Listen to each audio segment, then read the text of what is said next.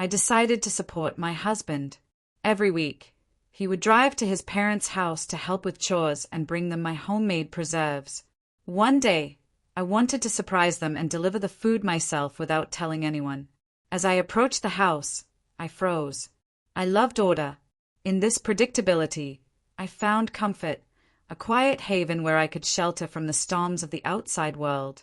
My apartment, with bookshelves lined with literary classics and the scent of freshly baked bread, was a reflection of my love for harmony and structure. I taught literature at the university, immersing myself in the worlds of Tolstoy and Dostoevsky, finding answers to life's eternal questions in their works. My husband was my complete opposite, an engineer, a man of precise sciences. He lived in a world of blueprints and calculations. But this difference didn't divide us. Rather, it complemented us. I valued his reliability, his ability to solve problems, and his quiet but sincere care. He, in turn, admired my audacity, my refined sense of beauty, and my ability to find joy in simple things. Every Sunday, he would drive to his parents' village. It was an unspoken ritual, a part of our shared life. He helped with household tasks, fixed fences, and tended the garden. I always packed him a bag of food, jars of homemade pickles, soup, cutlets, and pies. I knew his parents loved my cooking, and it brought me joy to do something kind for them. He would return in the evening a bit tired but content. He'd tell me about his parents, village gossip, and the weather. I listened, nodded, and asked questions. These Sunday trips were like a small journey to another world for us, a world of silence, peace, and simple pleasures. I observed my husband. Lately, he seemed preoccupied. It wasn't that he was less attentive to me. No, he still brought me coffee in the morning, asked about my day, and read me poetry before bed. But there was a shadow in his eyes, something unspoken. He often stayed out the window as if waiting for something or someone. I attributed it to exhaustion or stress from work. He was working on an important project, and I knew it drained him. I tried to surround him with care and attention, hoping it would help him through his struggles. One Saturday morning, I woke up with an unusual feeling, a desire to surprise him. I decided to drive to his parents' house alone, without warning. I wanted to see them, breathe the fresh air, and escape the city's hustle while he was busy with work. I got out of bed, went to the kitchen, and opened the fridge. There were jars of pickles I'd made the previous week. I took them out, placed them on the table, and began packing a bag. I added a few apple pies, some pilaf, and homemade sausage. I knew his parents loved these treats. They had always been delighted by my visits, praising my cooking and asking about my work. I imagined arriving, their surprised and happy faces. I smiled. I loved making surprises. I loved seeing joy in others' eyes. I dressed, putting on comfortable jeans and a warm jacket, and glanced out the window. It was sunny but chilly outside. I decided to wear a scarf as well. I grabbed the bag of food, my car keys, and stepped outside. Our old Never was parked by the entrance. I opened the trunk and carefully loaded the bag, making sure nothing would break. Once done, I got behind the wheel and started the car. The engine roared to life, and the Never pulled away. I drove out of the city, heading down the highway toward the village. I drove calmly, unhurried, enjoying the scenery outside, fields, forests, rivers. It all seemed so beautiful and serene to me. The drive to the village took about 2 hours. I turned on the radio and sang along to the songs. I felt happy and free. Along the way, I imagined how I'd surprise his parents, picturing their joyful faces and their praise for the food. I recalled snippets of conversations and jokes we'd shared over Sunday lunches a couple of years ago. These trips had always felt like an important part of our family life, a small ritual that strengthened the bond between generations. I drove along the familiar road, savoring the autumn landscape. The trees were dressed in gold, and the sun filtered through the leaves, casting intricate patterns on the asphalt. I switched the radio to soft classical music to create an atmosphere of peace and calm. I felt this day would be special, filled with warmth and love. I could never have imagined the storm of emotions awaiting me. As I approached the village, my heart beat faster. I turned onto a dirt road leading to his parents' house. Though I hadn't been there in a while, I recognized the house immediately. A small wooden cottage with carved window frames and a garden bursting with flowers. I parked the car by the gate and stepped out, anticipating the reunion. But what I saw made me freeze. On the porch stood my husband with an unfamiliar woman. In her arms was a child, a little boy, no older than 5. He was saying something to her, and she smiled in response. This wasn't just a friendly encounter. It was something far deeper. There was an intimacy, warmth, and tenderness in their interaction, something I hadn't seen in his eyes when he looked at me lately. I felt the ground slip from under my feet. My head buzzed, and my vision darkened. I tried to step forward, to call out to him, but I couldn't. My voice caught in my throat. I stood paralyzed, unable to believe what I was seeing. At that moment, the boy broke free from the woman's arms and ran to him. He wrapped his arms around his legs and said something, looking up at him. He crouched down and hugged the boy back. He said something to him, gently ruffling his hair. In that moment, I saw love and tenderness in his eyes that I had never seen directed at me. Shocked, I stumbled back. I realized this wasn't a random meeting or fleeting affair. This was his other life, hidden from me, a carefully guarded secret. A woman, a child. This was his other family. Unable to watch any longer, I rushed back to the car. I slammed the door shut and started the engine. My hands trembled, and tears blurred my vision. I turned the car around and drove back onto the road, not knowing where I was going, what to do. I drove blindly, tears streaming down my face. One thought pulsed in my mind. How could he? How could he do this to me? I felt betrayed, deceived, and utterly broken. Everything I believed in, my entire happy life, crumbled in an instant. I recalled our first meeting, our wedding, our plans for the future. It all felt like a lie now, a deception. She wondered when it had started, when he had begun living a double life. Had she been so blind that she hadn't noticed anything? Gradually, the shock began to fade, giving way to hate and anger. She felt rage boiling inside her. She wanted to turn back, confront him, and tell him exactly what she thought of him. But at the same time, she was afraid of hearing the truth, afraid that all her suspicions would be confirmed. Memories flashed through her mind, moments that once seemed insignificant but now took on new meaning. His frequent trips to his parents, his late returns, his recent detachment, it all formed a single, horrific, and painful picture. She pulled over to the side of the road and buried her face in her hands. She sobbed uncontrollably, unable to hold back her emotions. It felt as though her heart had shattered into 1,000 pieces, never to be whole again. She sat there for a long time until her tears dried and her anger began to subside. A single thought emerged. What now? She knew she couldn't just let it go or pretend nothing had happened. She needed to uncover the truth, to understand what lay behind it all. Gathering her strength, she started the car and drove back to the city. She decided she wouldn't make a scene, wouldn't scream or accuse. She would try to stay calm and listen to him. She needed to understand what had happened before making any decisions. The drive home felt endless.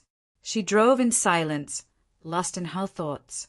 She tried to imagine how their conversation would go. What would he say? What would she say? She knew it would be the hardest conversation of her life. But in the end, she chose a different approach. A few days later, she returned to the village, not as a betrayed wife, but as a casual acquaintance, an anthropologist studying a strange tribe called family. She mustered the strength to concoct a story. She was supposedly interested in local architecture and old houses. It was silly, absurd, but it was something. This time, she didn't hide. She parked by the roadside, took a deep breath, and walked toward the house. Her heart pounded so loudly it seemed the whole street could hear it. At the gate stood the woman, the one she'd seen with him. "Hello," she said quietly, trying to keep her voice steady. I heard you have a very interesting house. The woman looked at her closely. There was no hostility or surprise in her gaze, only a quiet weariness. Come in, she said, opening the gate. She gave a fake name. They entered the house. It was clean and simple inside, smelling of freshly baked bread and baby formula. In the corner, a boy was playing. This is... The woman introduced. The boy looked at her with curiosity but didn't approach. Nice to meet you, she said, trying not to stare at him too intently. They sat at the kitchen table. The woman offered tea, and she accepted. In the silence as the woman poured boiling water, she studied her. Nothing extraordinary. An ordinary woman.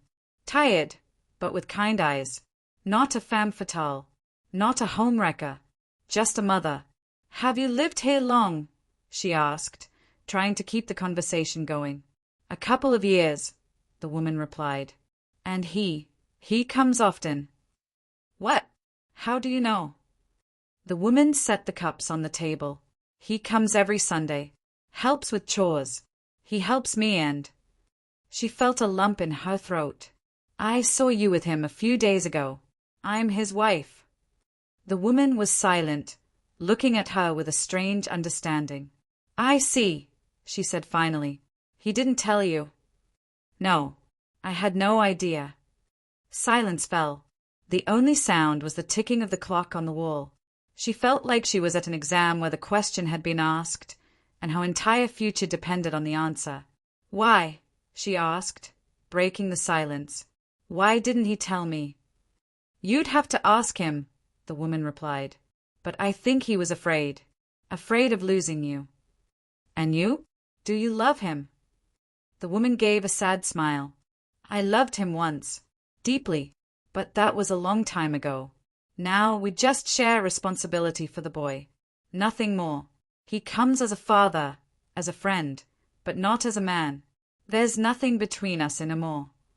She wasn't sure whether to believe her, but the woman's voice carried such sincerity that doubt seemed unwarranted.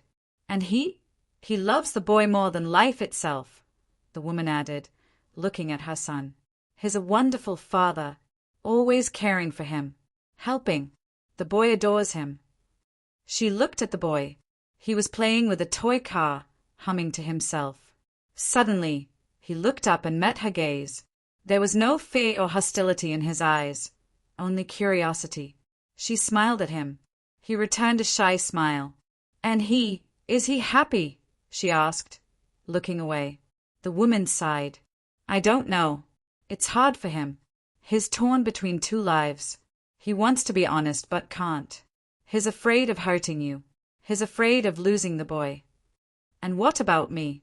Doesn't he think about how much this hurts me? He does. But he hoped you'd never find out. That he could keep this secret. Naive, she whispered. Maybe. But he didn't do it out of malice. He was just trying to do right by everyone. She wondered, is it right to lie for years? To hide the truth? To live a double life? Is that right? Or is it just cowardice? Why are you telling me all this? She asked, looking into the woman's eyes. Because I see you in pain. And because I want you to know the truth. He's a good man. He doesn't deserve to be hated. He's just lost. Aren't you afraid I'll take him away from you? The woman shook her head. No, I know you won't. And even if you did, I wouldn't hold him by force. The main thing is that the boy is happy. The rest will follow. She fell silent. Can happiness be built on deception? She didn't know. She felt two opposing emotions battling within her, anger and understanding, hurt and forgiveness. Thank you, she said, standing up. Thank you for the tea. And the truth. You're welcome, the woman replied. If you want to talk, I'm always here. She left the house. Outside, the fresh air and bright sun awaited, but her heart remained dark and troubled. She got into the car and drove home. She needed time to think, to figure out what to do next. At home, he was waiting. He sat on the couch, head bowed. When he saw her, he stood up. Where were you? he asked. She looked at him. His eyes held fear and hope. I was with her, she replied. He paled but didn't deny anything. He spoke for a long time, haltingly, as if justifying himself to himself, about the brief romance just before they met, about the child's birth, about how he couldn't abandon the child, about his sense of responsibility, about how he was afraid to tell her, afraid of losing her. I knew I was being despicable, he said, head bowed. I lied to you, but I didn't see another way. I didn't want to hurt you. I swear I never stopped loving you. She was silent. She looked at him, searching for the truth in his eyes. She saw remorse, pain, but also a stubborn resolve. He had made his choice, and it wasn't just about him. The night passed in silence. They lay on their respective sides of the bed, a chasm between them. She couldn't sleep. Her mind swelled with thoughts, fragments of phrases, memories. She recalled their life, their love, their plans for the future. It all seemed fragile now, unreal. She didn't know what she felt, anger, hate, disappointment, or something more complex and profound. In the morning, he left for Wyke, leaving her alone. She wandered the apartment like a ghost. Everything felt foreign, unfamiliar. Even the books on her shelves, which she loved so dearly, now seemed false, hypocritical. She stood by the window and looked outside. The world went on as if nothing had happened. People rushed to Wyke. Children played in the yard. Birds sang in the trees. But her life had collapsed in an instant. She remembered the other woman's words, about how he was a good father, about how he cared for the child, about how there was nothing between them but responsibility. She wasn't sure whether to believe it, but something in the woman's voice and gaze suggested she was telling the truth. She knew she needed time to think, to make a decision. She couldn't simply forgive him, but she couldn't just leave him either. Too much bound them. Too much had been invested in their relationship. The next day, she told him she needed to leave. She needed to be alone, to think things through. He didn't try to stop her. He understood. She had that right. She went to a different village, not to his parents, but to an old dacha she owned. She spent several days there, walking in the forest, reading books, reflecting on her life. She recalled their first meeting, their wedding, their early years together. Everything had been so good, so calm, so reliable. Could it all have been a lie?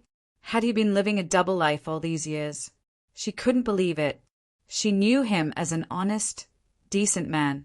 How could he have done this to her? But then she remembered the woman's words, about how he didn't want to hurt her, how he feared losing her, how he did it all for the child. And she began to understand. She realized he hadn't cheated on her in the traditional sense. He wasn't seeking thrills on the side. He was simply fulfilling his duty as a father. But that didn't make his actions any less painful. He had still betrayed her, deceived her, and denied her the right to know the truth. She knew she had to decide what to do next. She could leave him and start a new life. She could try to forgive him and live as if nothing had happened. Or she could try to understand him, to grasp what drove him to make this choice, to understand how he had lived with this burden all these years. She knew it wouldn't be easy. She would have to overcome her pride, her pain, her hurt. She would have to accept that he wasn't perfect, that he had weaknesses, flaws, and secrets. But if she truly wanted to save their family, if she truly loved him, she would have to do it. One morning, she woke with a firm decision. She knew what she had to do. She packed her things and drove back to the city. He was waiting for her. He sat on the couch, head bowed. When she walked in, he looked up. His eyes held so much pain and hope that her heart ached. I know everything, she said. I understand. He was silent, waiting for her to continue. I've decided, she said. I'm staying. He stood and approached her. He hugged her tightly. Thank you, he whispered. Thank you for everything. She pulled back. But that doesn't mean I've forgotten, she said. It doesn't mean I've forgiven. We'll need to work hard to rebuild trust. We'll need to learn to live differently. He nodded. He knew she was right. I'm ready for anything, he said. As long as you're by my side. She smiled. Then let's go, she said. To the village? He asked. Yes, she replied. I want to meet them. He was silent for a moment. Then he nodded. All right, he said. Let's go. The next morning, they drove to the village. She had a bag of homemade pastries in the trunk, prepared specially for the woman and the child. She wanted to show them she held no grudge, that she was ready to accept them into her life. As they approached the house, she felt nervous. She didn't know how she'd be received, or what to say. The woman came out of the house and smiled at her. I knew you'd come, she said. The child ran out and hid behind her, peering curiously. This is her, she said to the child. She's his wife. He peeked out from behind her and looked at the visitor. Then he smiled. Hi, he said. She smiled back. Hi, she said. I brought you a treat. She opened the trunk, took out the bag of pastries, and handed it to the woman.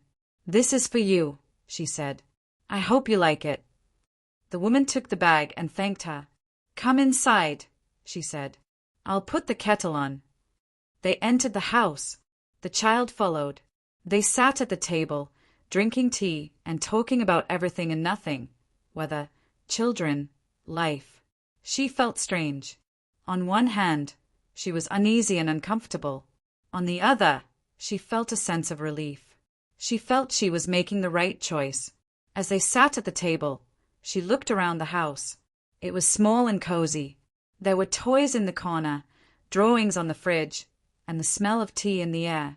She watched the child eat the pastries with a happy face. It made her smile, even if her heart still felt heavy. The woman spoke softly. Thank you for coming. I didn't expect it, but I'm really glad you did. She nodded. I needed to see it all for myself. I needed to feel it, and now I do. There was a long silence, but it didn't feel awkward.